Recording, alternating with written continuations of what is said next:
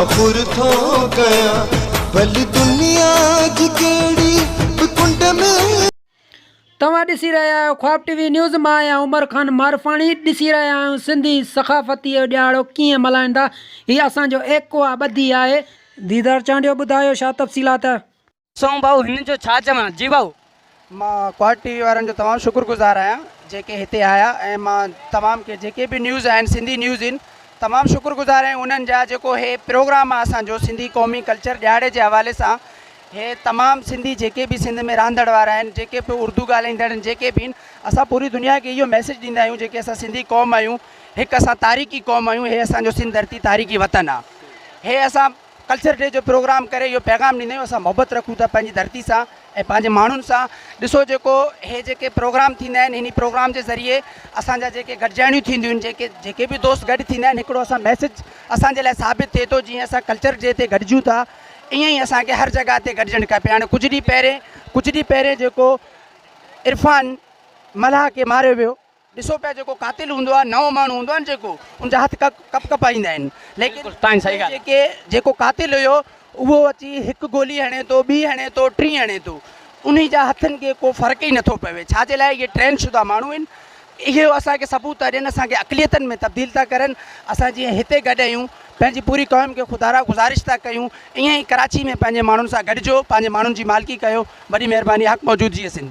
जी भाऊ हिननि जो चवणु आहे त सिंधी क़ौम असांजी तारीख़ी वतन आहे। कराची असांजी दिलि आहे ऐं असां कराची में रहणु था चाहियूं ऐं असांजो चवणु आहे त बिल्कुलु असां ॿधी में सही आहियूं। बिल्कुलु ॿधी असांखे करणु घुरिजे ऐं असां मैसेज ॾियणु था चाहियूं त सिंधी क़ौम तारीख़ी आहे। भाऊ सभ खां पहिरियों त मां शुक्रगुज़ार तव्हां दोस्तनि जो जेके असांजो ई मेड़ा खे ॾिसी करे आया पाण ख़ुदि मुरादी आया ॾाढी ख़ुशी थी। जीअं त मां दोस्तनि खे ॿुधाईंदो हलां त इंडस विलेज हिकु सिंधी आबादी आहे। बिल्कुलु ठीकु आहे। उन हवाले सां जेकी बि हिते आबादियूं आहिनि सभु धारियुनि जूं आहिनि। असां सिंधी माण्हू अटे में लूणु बराबरि आहियूं हिते। उन जे करे ही असां पाण में दोस्तनि पाण में हिकिड़ो सिस्टम ठाहियो आहे पंहिंजे हुजण जो अहसासु ॾियारियूं। बिल्कुलु तव्हांजो मतिलबु आहे त सिंध खे मथे करणु था चाहियो तव्हां ॿुधाइणु था चाहियो त असां बि आहियूं। बिल्कुलु असां उहो था चऊं अहिड़ा अगरि प्रोग्राम कढण सां हिकिड़ी कोशिशूं करण सां त जीअं ॿियनि खे ख़बर पए भली हे अॼु बि सिंध आहे हिते सिंधी माण्हू रहनि था। ठीकु आहे। असां इहो मैसेज खणी आया आहियूं पंहिंजे इंडस वारनि खे ख़ासि तौरु चऊं था त अहिड़ा मेड़ाक कयो ऐं हर प्रोग्रामनि में सुठे तरीक़े सां हिसो वठो। ऐं अॼु खां आहिनि तव्हांजे प्लेटफॉर्म तां तव्हांजे न्यूज़ तरफ़ां मां चवां थो इंडस विलेज में हर साल प्रोग्राम कढंदासीं ऐं कल्चर डे जे हवाले सां कैंप लॻाईंदासीं। साजिद अली राजपर असां सां गॾु जेको जमील अहमद तुनियो ऐं असांजो दोस्त आहे वकार अब्बासी असां टई दोस्त गॾिजी करे हिते प्रोग्राम में अॼु जेको अरेंज कयो आहे असां ॿिन्ही दोस्तनि जो किरदारु आहे ऐं उनखां गॾोगॾु ईंदड़ वक़्त बि ईंदड़ सालनि में बि असां इहो ई प्रोग्राम कंदासीं। तव्हांखे बहुत वॾी ख़ुशी थी महसूसु रही आहे। साईं ॾाढो फील थियो ॾाढी ख़ुशी महसूसु थी आहे ॾाढी ख़ुशी फील था कयूं। पंहिंजा जेके बि दोस्त आहिनि ॻोठ जा ऐं ओस पास जेके सिंधी आबाद जेके रहण जा जेके दोस्त आहिनि उहो ॾिसी करे चाह ॾिसी करे आया आहिनि गॾु थिया आहिनि। ख़ाली इंडस जा दोस्त न आहिनि हिते। तव्हां चारि भाइरनि खे मैसेज ॾियणु था चाहियो। जी असां इहो मैसेज ॾियणु था चाहियूं सभिनी दोस्तनि खे त अहिड़ा प्रोग्राम अनाउंस कयो सेटिंगूं ठाहियो जेके दोस्त अहिड़ा प्रोग्राम अनाउंस कनि था उन्हनि सां राब्ता कयो।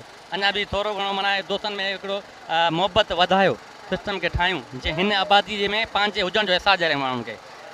बिल्कुलु भाऊ हिननि जो चवणु आहे त असां सिंधी हुजण जो अहसासु ॾियारायूं था। तव्हांजी ॿधी साजिद राजपर जो चवणु आहे त इंडस विलेज में असां मौजूदु आहियूं। उन्हनि जो चवणु आहे त सिंध में असां आहियूं। बिल्कुलु